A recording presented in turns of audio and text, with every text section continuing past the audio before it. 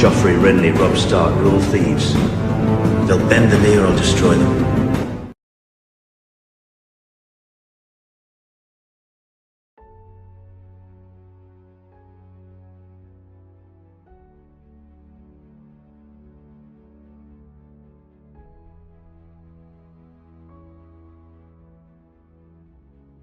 The coronation and the Rose Heart were complete. The reign of Ambrose Sevenstar had truly begun. Daemon Shycross, the Valyrian Lord of Goldenfield, was a man that fought ahead, and it was clear to all at court that he wished to ingratiate himself to the king as much as possible. Estienne was wed to Damien's young sister, Elena, who had just bore him the greatest of gifts, a son and heir. Estienne had named the boy Joa. To celebrate the birth of his nephew, Damien was throwing a party, so that his sister could finally enjoy court life now that she didn't have to hide away from the king. He had the finest food, drink and entertainment that only large amounts of gold could buy. No expense had been spared for the occasion, and the new elite of Andalia could bask in the glow of a glorious future. Estienne and the king, along with his cousin and new bodyguard Lister Sevenstar, approached the modest Shycross host together. Estienne attempted to greet Damien in his best High Valyrian. "Greetings, my brother." Damien smiled. "Your Valyrian is getting better. It's good to see you are learning our language so well." Estienne blushes. "I'm better at hearing it than speaking it, to be fair," Estienne confesses. "I mostly like to just hear what Eleanor has to say and knowing what it all means." A serving girl approaches, handing them all goblets of Dornish red. "I'm thrilled that you brought Joa to see his uncle Damien. If there is anything this child needs, you let me know. Don't make me ask Elena to find out," Damien jests with Estienne as he chuckles. They all laugh as Lionel approaches wearing a sour expression. "What's wrong with you, brother?" asks the king. Lionel grabs a goblet from a nearby servant and snipes back. "I don't want to talk about it." "Well then sod off, Lionel. We're at a party with all our friends and we're going to celebrate and have fun." Lionel cuts a look at his brother. Lister quickly puts himself between him and the king. Lionel then stalks off to a different room. Just then Brandon Greystock approaches, wheeling Edward Hooton. "Ham!" yells a visibly drunk Edward Hooton. Estienne and Brandon yell, "Ham!" Then again all three, "Ham! Ham! Ham!" "Oh, the drinks on this man, his name is Ham." Everyone breaks down laughing. Queen Renny and Estienne's wife Eleanor were sat on one of the many cushions that had been provided for the ladies' lounge. They had both sampled delightful foods, both succulent and sweet. The wine was something special. Renny was meeting a lot of these high ladies in a social setting for the first time and was glad the wine was flowing, or it could have been awkward and uncomfortable. Renny was with her best friend Eleanor, who she had come across the narrow sea with, and Elena bore she'd only met the Master of Whisperers once before, and she made the Queen feel quite on edge and nervous. Her other companions were more or less known to her. Margelle was her sister-in-law and married to Ambrose's brother Lionel. Cass Greystock she had never met before. Yet she broke the tension with a comment to Eleanor. "My Lady Rack, I do believe you could wet nurse all of our children." All the ladies chuckled. Renny had noticed that Eleanor had grown considerably. Even after giving birth to Joa, she had to laugh. "Mother's mercy, Eleanor, it's true." Eleanor wasn't embarrassed. In fact, she was proud of how she looked. "Maybe if I had your impressive figure, my husband would pay me more attention," Margelle confessed with a sigh, looking down into her goblet. Eleanor motioned to her. "Come sit with me, dear. I'm sure my brother has entertainment planned to help you forget your troubles." Elena Bohr chimed in. "That and some more wine," and grinned as she and Cass take seats next to their queen and console Margelle. Brandon and Edward were chugging back tankards of dark northern ale. The two of them, along with Estienne and King Ambrose, had entered into a drinking game. "3 tankards down, 3 more to go," stuttered Brandon, who was not accustomed to drinking this much and was starting to slur his speech. "Fellas, don't you think we should save some, for the ladies?" says Estienne. "Sounds like someone is scared," Ambrose clucks back at Estienne as he pats him on the back. 3 more tankards are filled with ale and lined up in front of the 4 friends, each man with a hand hovering above the closest tankard. Damien rises a small 7-star banner. "Everyone ready?" He glances around and the banner drops, all 4 men down the ale in front of them. Brandon stands no chance and almost falls over, tipping back his first tankard. Estienne falls behind, drawing the second. It's down to Edward and the king, but in the end Edward prevails. Ham looked at Edward. "Where's your wife? You don't usually drink so much." Edward turned his head and smiled. "Malera is homesick. How else am I going to get drunk?" Then he points at the king and belches. "Or even here at all. She wouldn't let me come to Goldenfield with your Lord Hand watching me, especially to a Shycross party." Edward looked at his king, then Estienne, then Damien. Everyone looked back at Edward. "So let's make the best of this, or I'll have to start a war somewhere before my wife will let me back in the house."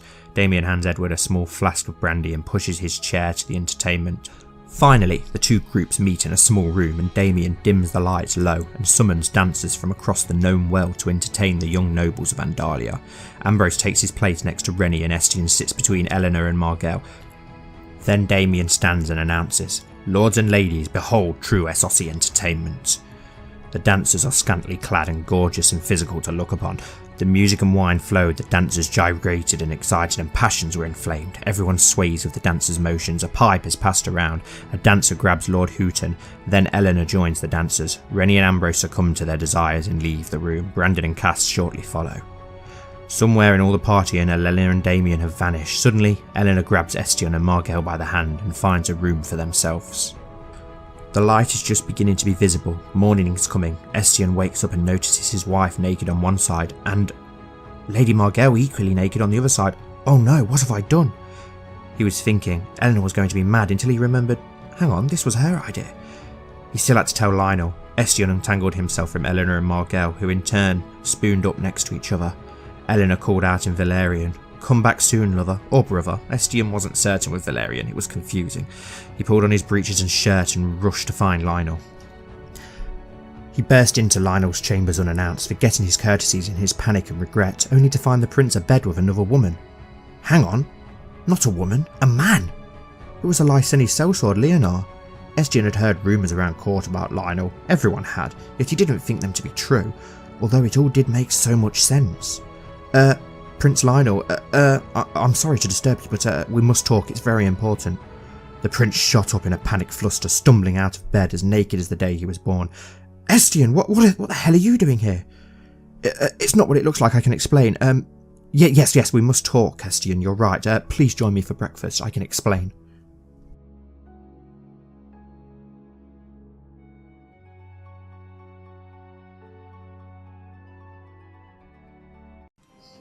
Hello everyone and welcome back to the Citadel with me, Grand Maester Stitch, where we return to the Knights of the North as King Ambrose of Andalia. So, in the introduction there we had the great party at Golden Fields, which is one of the great cities in and around Sevensport, which is owned by, let's find him, Damien Shycross, the Valerian family that come over a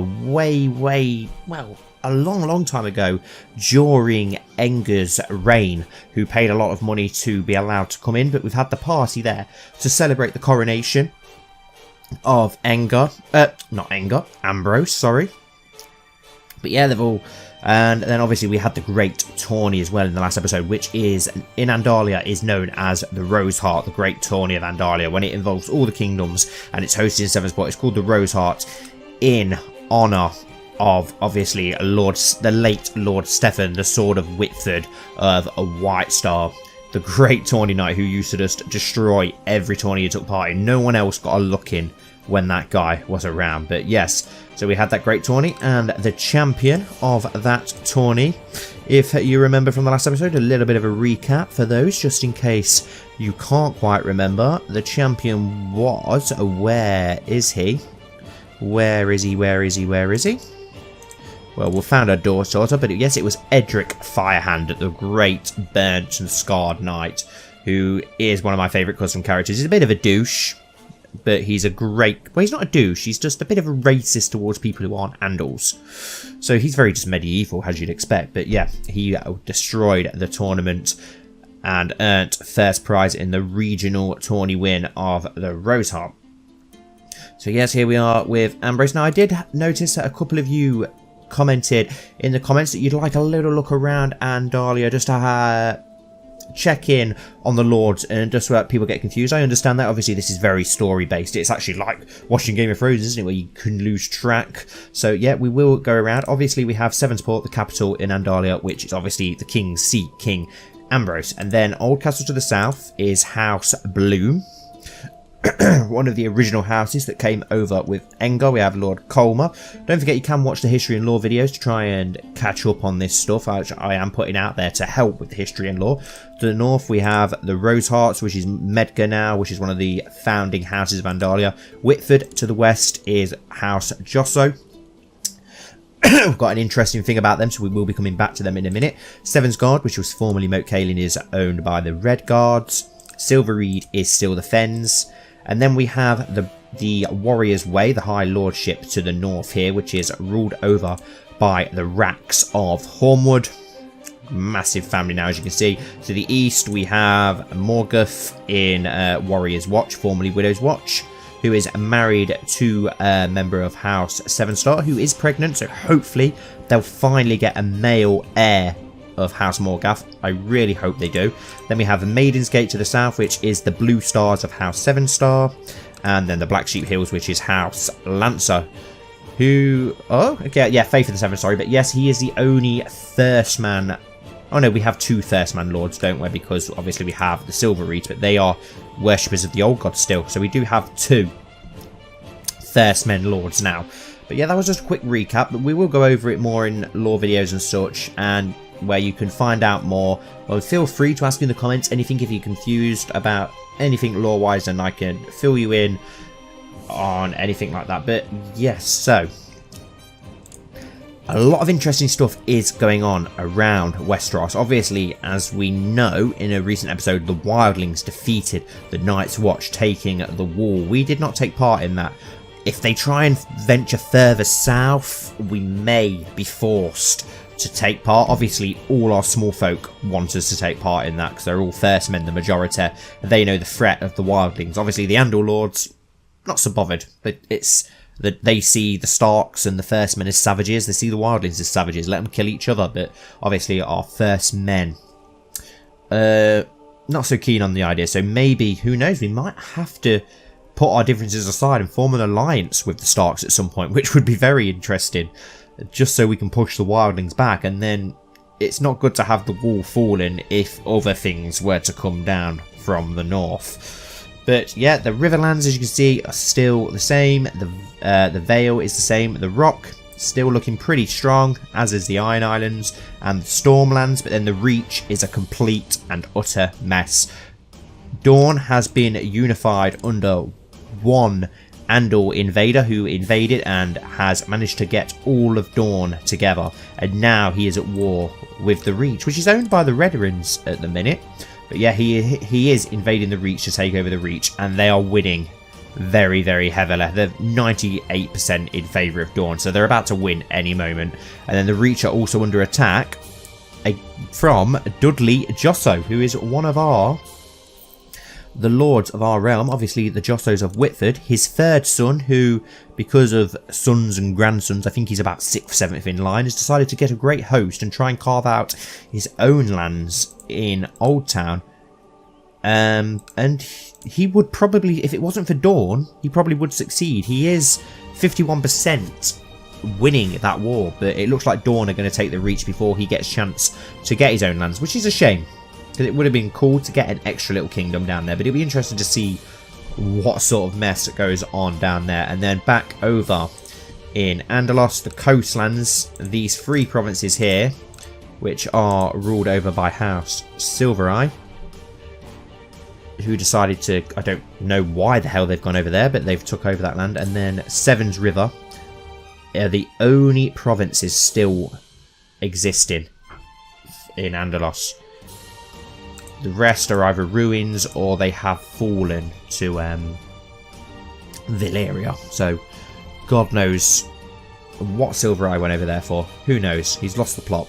But let's finally press play. We are waiting to get a claim currently. Yeah, there we go. The tournament has ended. We're currently waiting to get a claim on Barraton so that we can push out westward. That is our plan, to take over these new lands here so that we can get the plains and the horses, as we've said. And we've also got claims on some Bolton lands, so it would be interesting if we can hopefully press those.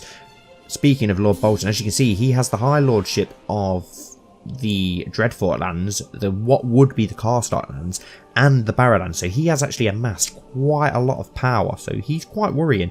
He isn't very Bolton-esque, as you'd say. He's got the ruthless and cruel trait, which you'd expect from a Bolton, but he's also apparently a family person, which you wouldn't expect. Okay, a city holding is finished construction in Sweet Sister. Okay, New Lord Commander on the wall. I don't know how, considering the wall has fallen. But yeah, hopefully we'll be able to take those lands soon. We're just waiting for that claim. And we're going to call Max back and send him out again. Do my little trick that tends to work because he's been there for a long time and he's not getting anywhere with it. We do have 2 new custom characters that we need to get into. Let's just let things tick over. And they are Leonor Lyso, which we met in the intro. That is obviously our brother's secret lover, as obviously they're both homosexuals. And he has literally just died on screen as we're talking about him. What the hell? Okay. So that has put a spanner in the works. So, okay. Your Septon Rogues branch reports that Master Edric of Hardmead has been humbled by your endless generosity to the poor in Sevensport. The peasants are singing your name. And that's because I've probably left him unmarried before I press play. And that's what I mean about these custom characters who just randomly die. Okay, so there's one of my custom characters has literally just died instantly as I'm showing you to him. That is why I have to marry them instantly. When some of you say, oh, could you make this wife, or I don't really like the wife, that is why I have to marry them instantly, because they just randomly die like that. But I'm not glad that happened, but at least it proves to you now that I'm not lying when I marry them off. So here's the other guy, Timo Harko, and I'm just going to marry him really quickly to somebody before he decides to randomly die too. So anyone will do who's of age. This woman here, we're just going to marry him to her before he dies. But yes, Timo Harko, who is Tyroshi, as you can probably guess by the big blue beard. He is a skilled commander, he's shrewd, a skilled fighter, a hedonist, ruthless, ambitious, deceitful, just, rude, stubborn, lustful, proud, and erudite. And he is the commander of a mercenary company that we have hired and brought over to help us in our wars. As you know, in a POV not long ago, we said how we don't want to lose our own men in these wars. And where has all that money just come from? But yeah, we don't want to lose our own men in these wars. So we're going to use mercenary companies instead, considering that we do have a great amount of wealth. So why not bring in some foreigners from over the seas to fight for us? And there we go. He is now married. Your Grace, as a high-ranking heir of House Oldtime, I do not see it wise to give up my family name to marry Timur Harko. Are you actually a... Oh, you're not even a high tower. But this was agreed, so they're going to have to divorce. So we're going to have to find Timur Harko another bride quickly. Let's have a look. Anyone will do, really, as long as they're young enough to give him some heirs. How old is he? He's 23, so we can get someone around his age. He could marry a first man. There's first men around. Yeah, he can marry a first man. There we go. I just want to get it sorted so he doesn't die like Oriver one did. My liege, the work is complete. After years of hard work, your holding has been greatly improved. Its new defences will be impregnable, and scores of loyal men stand ready to die for you. Well, thank you very much, Lord Roger. The Wolf's Den is now a much stronger castle. Does that put its fort level up? It's now a fort level 8. Considering we've just earned all of that money from God knows where, I've got no idea where it's just come from. Let's build it. Oh, we're just shy of enough to build a new holding. I think we're going to save that little bit extra up, and I'm going to build a new holding, and then we've got all our provinces filled. I don't know if I'll go for a city or a castle. We've got 2 castles, 3 cities, and a sept. I may go for another castle that we could give to a knight. Yeah, let's forward things along while we wait for that barony. To the glorious King Ambrose, blessing upon you and your house. I accept the suggestion that Timur and Ty to get married. Perfect. At least he has actually got married this time. But yeah, if you want to know more about those characters, obviously Leonor appeared in the intro, and now all that work that me and the guys, especially the guys, have put into that intro has now gone to waste a little bit because he's just decided to die, which is very annoying. But yeah, we're going to have to tweak things around now for what we had planned for the story, which is a bit of a pain. I do apologise, guys. But yeah, if you want to know more about those two, though, there is more history and lore videos coming soon that you can check out. One called A Septon's Tale, which the amazing Dick White and has put a ton of work into. So I'm looking forward to bringing that to the channel. It's about the tale of you know, Septon Roex are the High Septon of Andalia, his story of when he went over to Andalos to find Rennie, the Maiden Reborn, the bride for Ambrose. But yeah, I won't spoil too much of that. That will be on the channel hopefully very soon. But let's forward things along while we wait for that claim. Jorin of Jorin's Host has declared Jorin's Host invasion of Shadowmoor on King Rob of the North. Shadowmoor, that's... okay, so how big is his host? 11,000. The North's host is 13,000. So hopefully the Starks push back that Andal invasion. I feel sorry for the poor Starks. They've got wildlings breathing down their neck with a hell of a lot of Where are those wildlings marching off to? He's not at war. Okay, attacking King Rob the North and King Mikon's invasion of the North. Oh, that's not good. We do not want the wildlings to win that war. We really do not want the wildlings to win that war. We may have to get involved now. We may have to get involved because if the wildlings win that war, they are going to be on our doorstep. Before we decide, it's time for the mid-POV though, which is actually going to touch on a few of these matters.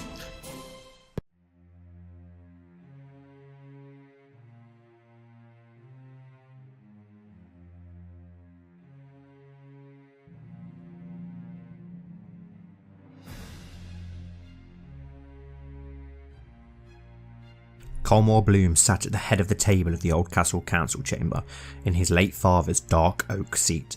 He'd just received word that his king, Ambrose Sevenstar, and his knights had just arrived in the courtyard below. He'd sent his son and heir Harman to greet them and escort them back to the council room located in the heart of the castle. Flickering torches and slow-burning candles dimly lit the small and almost empty room, but for the table and a few chairs, as well as many maps of Andalia and the north spread out upon the table, the room was a blank canvas. When Colmore returned home from his time living in Sevensport as the late King's squire, he had suggested that his father might make the chamber and the castle, for that matter, a little more homely and comfortable, though the late Lord Christian would have none of it. What need do we have for such fancy objects? Do they make the castle more secure? No, this is a castle. It's meant for war and defending our people from our enemies. If you want fancy, then go and live in a brothel, boy. In many ways, Colmore's seat reminded him of his late father. Old, cold and ugly to look upon, yet huge, strong and intimidating. Lord Bloom had great tankards of water set upon the table along with salt, soft bread and hard cheese. Another thing inherited and taught to him by his father. This is a council room. It's meant for making important decisions and waging wars, not parties. Wine and ales dull the senses. When I call council, I want all my lords and knights as sharp as their swords. His harsh voice echoed in his head. Anyhow, if what Colmore had heard was true, the king and his party had had more than enough wine to last a lifetime whilst in Goldenfield, the seat of that up-jumped slaver Damien Shycross. Suddenly the door opened and King Ambrose entered, followed by Lord Rogar Rack, Davos Redguard, Wilbert Josso, Medgar Roseheart, Edward Hooton and a score of great knights such as Edric Firehand, Lister Sevenstar and Osred Steelheart. Colmore stands and then kneels before his young king. Your Grace, it is of the highest honour to guest you in my late father's castle. Please, my lords, take a seat and let us break bread together. Then we shall work out what to do about these so-called wildlings. The group of men are seated at the table. Edward looks at his cup of water somberly with a sigh. Well, let us begin, Rogar says decisively as he walks slowly around the table. How many men can we muster, Lord Hooton? Edward looks at his notes and then back up at Lord Rack. 18,000 men we can muster in Sevensport in about 30 days, my lord. And how long to bring the wildling horde to battle? Asks the old Lord Wilbert Josso. Edward shrugs. About 60 days or so. On the bright side, the actual battle shouldn't be too long. The wildlings have crude weapons. How many wildlings are we facing? Asks the king. Edward scratches his head. Lady Elena hasn't returned from her survey yet, but if initial reports are true, probably around 25,000 or more. Harman Colmer's heir stares at the map. What about the Starks? What strength do they have left to defend their own kingdom with? 12,000 strong, though they've been very worn down, Edward states. Colmore clears his throat. My lords, who is to say this isn't just a clever ploy put in place by the wolves? What if these savages are in alliance? We could end up stuck between two great enemy hosts in a land we do not know, and the snows are getting heavier by the day. Aye, Edric Firehand nods in agreement. I do not trust these tree worshippers. Edward sighs. With all due respect, Sir Fireface, I highly doubt they would kill each other to play up appearances. The Northmen and the Wildlings hate each other. They have done for thousands of years. They hate each other more than you Andals hate the Dragon Lords. Rogar walks up to the table. The Starks are in no position to attack us. They are defending against 2 other invasions and can't muster even half their men in a single location. Their days are numbered in the north. Lord Firehand and 8,000 Andalian knights can destroy any army in Westeros. I'm not scared of the Starks or the Wildlings, but we know the Starks. We don't know these people. It's better to kill them now so that we don't have to deal with them later. It's true that the Starks do have their own kind of honour, you could say. You make a good point, my lord. My small folk tell dreadful tales of these self-called free folk, however. Great tribes of cannibals, rapers, murderers and worse, says Lord Colmer. Some even speak of giants. He laughs. Several knights and lords laugh along, Sir Oswin almost choking upon his water as he snorts. The king speaks up. Either way, my lord, we must put a stop to this invasion. I had no intention of taking part. However, all our lands are mainly made up of Northmen and worshippers of the old gods. They hate the wildlings with a passion. If we do not intervene, we could have an uprising and revolts, which could be helped by the Starks. Maybe then the small folk might decide life under the Starks was better than under House Sevenstar. Lord Roseheart frowns. That is all fine and good, but what of the sellswords from Essos that the slaver, Lord Shycross has brought over? Are they to be trusted? Sellswords will do anything for money, no true soldiers. So long as we pay them, however, we should be fine. The Starks won't be able to outbid us, adds Firehand. The Tyroshi captain and his mercenaries are ready to send in, adds Davos Redguard. Good. I'd rather pay to lose sellswords than lose our own men, Ambrose insisted. My lord, call your banners and gather your swords. We shall march on the wildlings as soon as we get word of their movements from Lady Boar. We can't afford to let them get rooted in before winter. They know the snow is better than we ever will. Later that afternoon, a cloud of black ravens left the towers of Oldcastle carrying letters sealed with the sigil of House Sevenstar. It was time for war.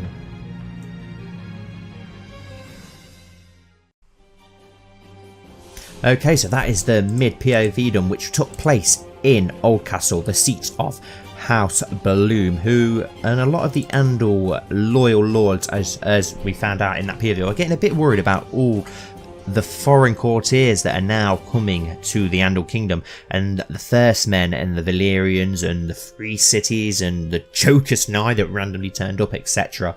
are getting a little bit too many liberties, and Colmer and the Red Guards, the Rosehearts, the Blooms, it's probably jealousy, but a bit of worrying as well. But obviously they found out about the falling of the wall as well there. Okay, Brynden Rosby is lacking a childhood focus. Now this is our uncle. We will go for, okay, so he's 5 in everything. We'll go for, let's go for diplomacy, something a bit different. We don't want too many. We've already got enough knights. We don't want to go for martial. But considering that the Starks are at war, defending against the wildlings, they're defending against Jorin of Jorin's host. We're going to have to do something about this now. Can we? They've got a massive host, the wildlings. Can we declare war on the wildlings? Yes, we can. Invasion of Beyond the Wall. We don't want to do that, but we can try and restore the Night's Watch. And by attacking the Starks and venturing south, they've sort of forced our hand.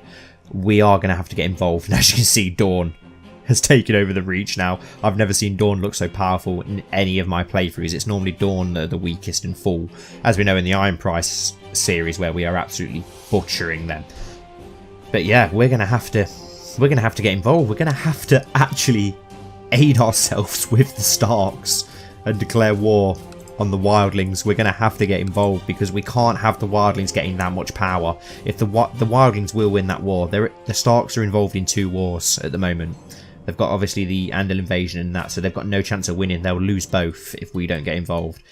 And if the wildlings took over all the north, they'd be too powerful even for Andalia to push back. So we are going to have to get involved, and we're going to have to restore the Night's Watch in its entirety. So, and we actually can't do that. Why can we not do that? We cannot do that because he has a culture group. No, has a culture group. Dornish man, haven't culture right. Why can we not do that? Why can we not get involved? The only thing we can do is invade Beyond the Wall, but I don't want to invade Beyond the Wall. So I'm not really sure what we can do here. How are we going to get involved here? We can't offer to join the North in their war. We can't attack the wildlings other than an invasion, but we don't want to do an invasion.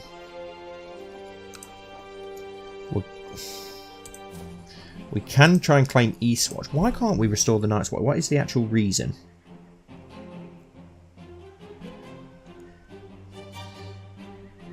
Okay, King Ambrose of Vandalia. All of the following must be true. Has culture group Ironborn. All of the following.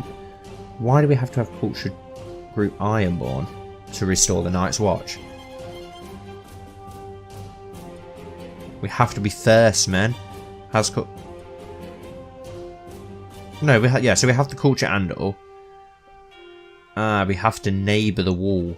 Really? Why would we have to neighbour the wall? That's a bit stupid, in my opinion. We're going to have to go for claim Eastwatch then, just for this woman, just so that we can stop them. But that isn't the real. We're just going to have to pretend law-wise that we're doing it to stop the wildlings. But yeah, we will go with that. We're going to have to get involved. Right, let's call up the strength of Vandalia. Okay, so we've got quite a lot of men over on the islands, more than I expected. Let's call up the fleets as well. We've got quite a lot of fleets now, quite a lot of ships. We'll send those over to the sisters. Can you board your ships? Can you guys board your ships? Can you board your ships? Okay, you've got more than enough men. Can disband that fleet. We can disband that fleet as well. We may as well disband both these fleets as well.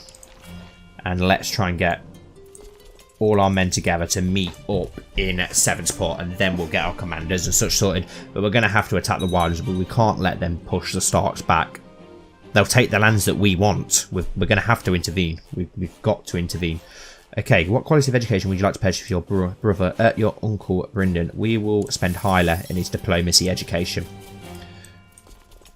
So we know, okay, a daughter was born to Kristen Silvereye and Elena born named Leela Silvereye. Okay, she was born stillborn. Lovely. We do have a lot of pregnant ladies around the realm at the moment, right? The ships are all here, so we can get rid of those fleets now. All the men are here. We'll get our men together. I don't know who I'm going to have leading the armour. I think we're obviously going to have to go for Edric Firehand. He's not going to want to miss a chance to go north and slaughter some savages, is he? He's going to absolutely love that. So yeah, we'll go with... Oh, we can't because... he's not actually a commander. Well, we need to make him a commander. He's not going to want to miss this, is he? The chance to go and slaughter savage first men. Lord... I'm going to have to take Rogar away from being a commander. He's an old man. He's 70 years old. He's earned his retirement, in my opinion. More than earned his retirement. Right, okay, so... Edric Firehand isn't actually there because he's our Master at Arms. But that shouldn't stop him from leading armies. He should still be able to lead armies. Never mind, we just won't send him. We'll send Allender, Edward Houghton, our close friend, and... Ooh... our brother, Owen. We won't be leading the army ourselves. We will stay in Sevenstar. We don't like to fight as much, as we know Ambrose isn't the biggest of fighters. Okay, so we've got 17,000. We've got a bigger host than the wildlings, so that's good. Hopefully we'll be able to stop them from losing. How are the Starks doing in their wars? Okay, so they're losing against the wildlings, and they're even with the Andal host. Hopefully they decide to take on the Andal host whilst we take on the wildlings and they don't get involved. I can just see us bumping into each other and fighting each other, which is annoying when the AI decides to do that. I can't believe the size of Dawn down south. That is so worrying. Right, what was I going to check? What's this? Kingdom of the Mountain in Vale. Ah, so they're having a voting going on down there. Does that mean that he's died? No, he's not died. Okay, I'm not sure what that's all about then. Hopefully we get that claim soon. News from Klilos, your grace. During the war in Valyria, the dragon rise Daenerys Stilvar, rider of Greyfire, and Maegor Jacqueline, the rider of Denel, met in a... Okay, so there's a Dance of Dragons. I don't really care about dragons, so it's still pretty cool. Dance of Dragons is always cool, isn't it? Okay, so we've got 18,500 men. That is one hell of an army. Creighton of Willow's Reach accepted King Ambrose on Ready's peace offer. Awesome. Right, our army is ready. Let's march northward. Where the hell is that wildling host? I'm a little bit worried about where the hell they're hiding. I really hope that we don't bump in to any Stark men on our way north. And I hope Max hurries up and gets that claim whilst we're away. King Osric the Mad inherited lordship of the Gates of the Moon. Okay. But yeah, but hopefully while we're away at war, Max will get those claims. And then the Starks will be weakened. So yeah, we're helping them here. But that doesn't mean that normality will not resume once we push the wildlings back. We won't be able to attack that Andal host, will we? No. Where is the wildling host? 10,000 strong, that Andal host. Hopefully the Starks will be able to push that back. No, don't bump into the Starks. I can just see us ended up going to war to each other. Ah, King Osric of the Vale has finally died at the age of 59, the Mad. So who has inherited the Vale now? Queen Rowena of Mountain in Vale. So she's still Arryn, and her son, Cleos Hunter, is her heir. So will it change to Arryn, or will House Hunter soon be the new Kings of the Vale? That being quite interesting to have someone different to Arryn. Ah, there's the wildling host, and we're about to attack them. We do have a massive loss because of the river crossing, and we just lost 4,000 men somewhere. Where did they disappear to? But we are absolutely smashing the wildling host. We're bound to, aren't we? We're full of mounted heavy knights fighting savages with sticks.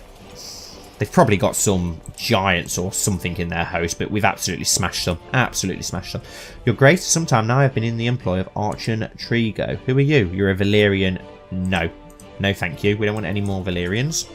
We are suffering massively with the supply line, though, which is not good. We're losing a lot of men.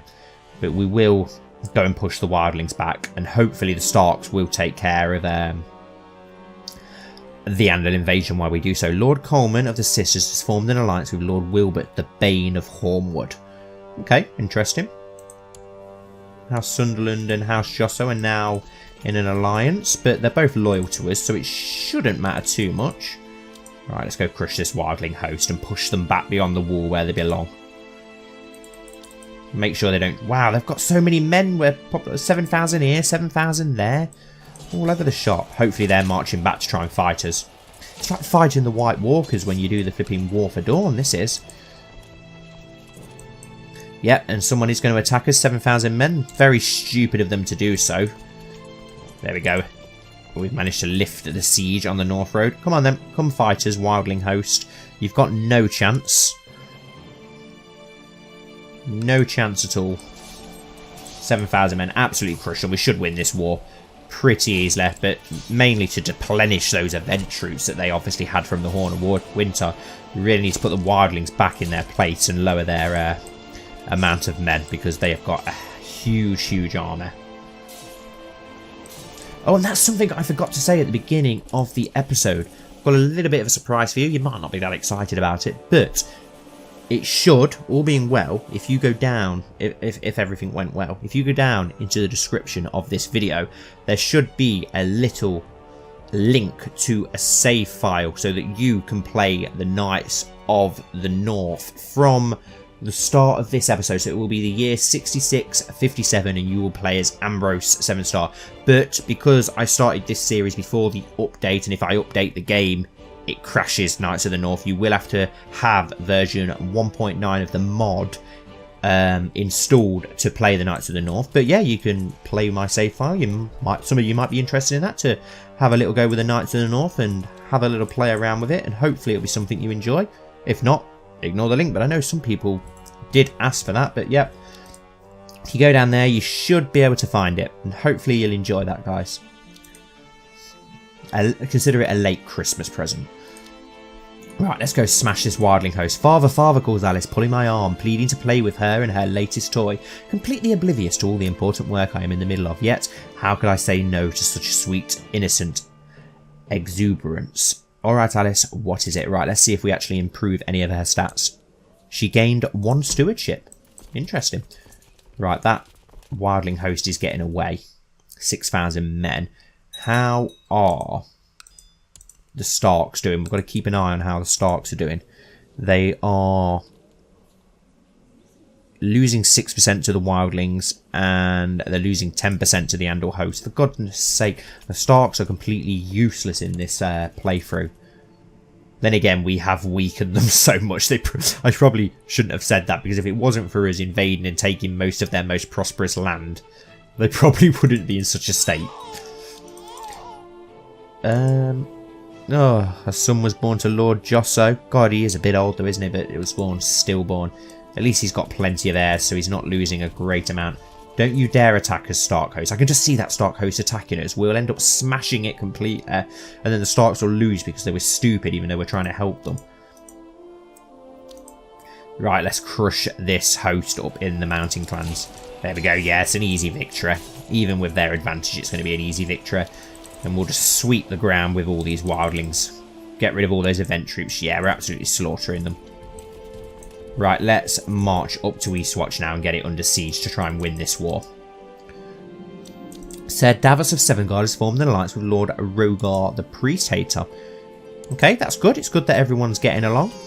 A son was born to Kristen Silvereye and Elena Bourne named Darwin Silvereye. Awesome, and he survived as well, so they've got 2 sons. Okay, he's a giant. Interesting. He's been born with 2 martial. Obviously, because he's a giant, we'll go with the struggle focus. He's a giant. You're going to be martial whether you like it or not, Darwin. But he has been born sickly, which is not good. So hopefully he doesn't pass away. Your Septon, Roark's branch, reports the Septon Cormond of Snow has been humbled by your endless generosities to the poor in Sevensport. A job well done. Gain 20 piety. Oh, wicked. We're going to attack another wildling host on the way north. Your Grace, your daughter Princess Violet is responding very well to my tuition. She has improved her skills and is advancing in knowledge every day. Right, she's 6. Decent traits, but she was born with attractive and quick, so she's pretty good anyway. But 6 diplomacy, 4 martial, 3 free 4. Awesome. Very good traits for a 6-year-old. That's perfect. Right, let's attack this wildling host. Get Eastwatch under siege, and that should end the wildling threat. Hopefully. Hopefully the Starks pull their finger out. They're still losing 6 to that, and they're still losing both wars. Your Grace, since I arrived in Sevensport, there has never been a shortage of soldiers reinforcing the troops stationed there. Thank you, Sir Edric. Now, he is the next in line to get lands. Definitely want to give him some lands. Here we go. Let's attack this wildling host. Easy victory. Absolutely smash them. Hopefully we've slaughtered most of its armour. Yep, 3,000 of them. We only lost 100 of our own men. Right, let's march on to Eastwatch and get it under siege. I don't really want to go beyond the wall if we can help it. Awesome. We're going to attack a host of 3,000 here as well.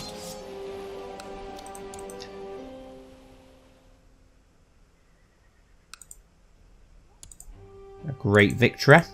Right, let's get Eastwatch under siege. I don't think we can assault it because it's a level 10. It's such a strong fort that we can't assault.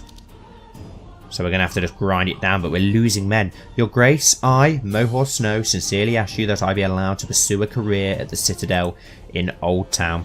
You're... Okay, yeah. Wow, 20 learning. Awesome. I give you leave to go. Let's mark him as important. Maybe we can get him back as our own Septon. That would be cool. He's an Andor Northman. I give you leave to go. Good luck, sir. Good luck, my friend.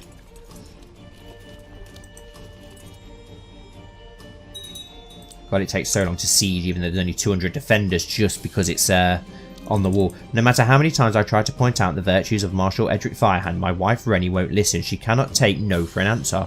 Not when she has decided that her friend should be Marshal. Enough, your special friend will be who's... Oh, Sir Lister, our cousin. He would make a good marshal, but no, Edric is staying. I can see why she doesn't like Edric, but I personally love Edric. He's a flipping badass. How can you not love the guy? My liege, the work is complete. After years of hard work, your holding has been greatly improved. It Its new defense will be impregnable and scores of loyal men stand ready to die for you. Awesome. And at the age of 63, your acquaintance Lord Osmond of the Coastlands died a natural death. Does that mean that the... what's his name? Yeah, Kristen has now inherited it, which is not good. That's annoying. And that means we've lost our Master of Whisperers, so we're going to have to move them back. For now, Dalla can be our new Master of Whisperers. But yeah, we'll sort that out in the next episode, because I was going to give Silver Eye some of this new land anyway, and then we'll give that land to his brother. We'll do a bit of fiddling around with the files to get what we want. Right, come on, let's get this under siege. There we go, we finally got Eastwatch under siege. We'll move on. Oh no, we can assault the next province, so we will do. And we'll be able to assault again. That takes us up to 84%. 89%.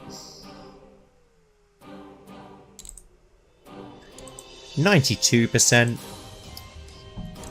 95%. 98. Oh, 98%. Right. How are those stupid starts doing? They've let Winterfell get under siege. What are you doing, you absolute idiot? They're losing 4% to the wildlings still, and they're losing 50% to the Andal host. Oh my god, you are completely useless, King Rob. You really are a joke. Right, let's just march on this province and end the wildling war. Push back the wildlings in the aid of the Stark. I can't believe that we're aiding the Starks. There we go, 100%. Offer peace and force demands, yes. Lady Rowaneza Snow has usurped the title Castle of Greenwood from Prince Thoric of Beyond the Wall. Okay, I don't really know what's going to happen there. Does that mean it's now going to go back as a Night's Watch holding? Let's bring our men back home.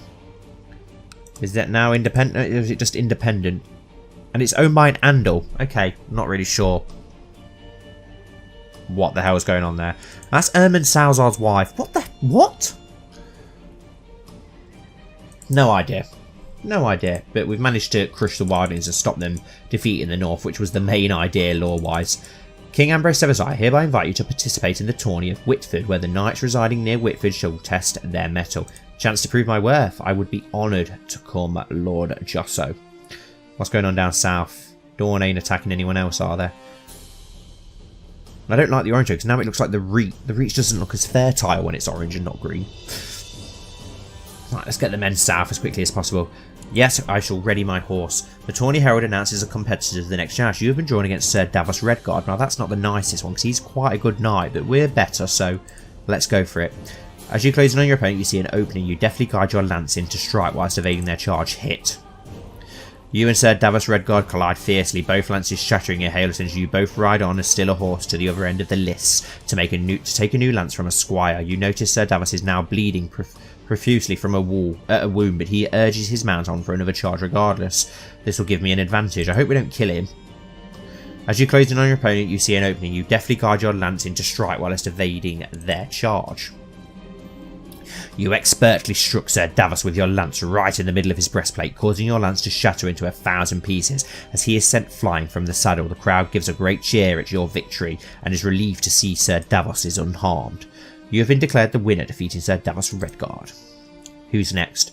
The Tawny Herald announces the competitors of the next joust. You have been drawn against Edric Firehand, right, so we're going to lose.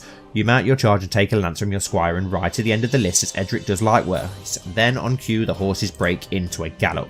Your opponent got the better of you when you met in the centre of the list. Your lance merely makes a glancing blow on their armour, while their lance hits true. A blow from Edric Firehand's lance sends you reeling and you struggle to stay on your horse. The crowd gasps, expecting you to fall. However, you maintain your grip, bringing your mount around to the other side of the list, ready for another charge. Okay, we've got another shot. Your opponent got the better of you when you met in the centre. Okay, no, he's got the better of us again. The blow from Edric Firehand's lance sends you reeling. Okay, we've managed to hold on again. Okay, while passing judgment onto criminals from the safety of your throne, a young noble is brought before you. You quickly come to the conclusion that the man is indeed guilty. Condemning him might not be the wisest choice, as he is of noble birth. If you were to pardon the man, he might prove himself useful to you, as he would be in your debt. Release him? No. Being of noble birth means nothing to the dungeons with him. Doesn't matter if you know. It doesn't mean you can get away with stuff. Your opponent got the better of you again. Can you just finish us off then, Edric? Because you're just toying with us. Edric Firehand's lance strikes you square in the middle of your breastplate, exploding into many pieces as it hits. The force knocks the wind out of you and sends you flying from your horse. You are left lying in the dirt, defeated, as the crowd cheers Edric. Ouch.